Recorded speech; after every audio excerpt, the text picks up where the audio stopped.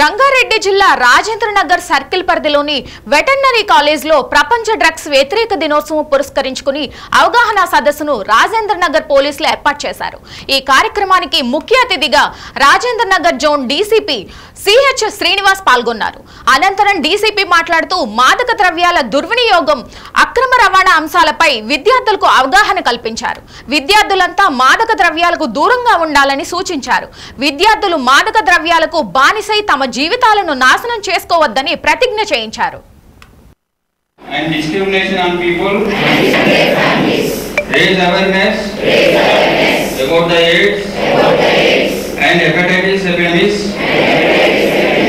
Among people,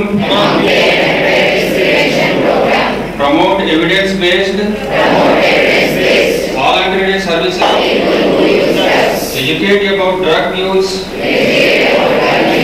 disorders, available treatments, and the importance of combat stigma and discrimination by promoting language.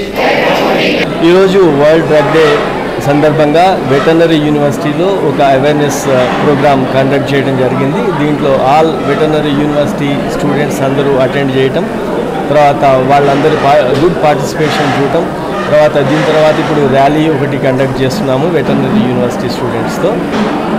మాకు చాలా సంతోషకరమైన విషయం ఏమంటే చాలా పాజిటివ్ రెస్పాన్స్ ఉంది. దీంట్లో ఎన్సీసీలో, ఎన్ఎస్ఎస్లో చాలామంది పిల్లలు ఉన్నారు.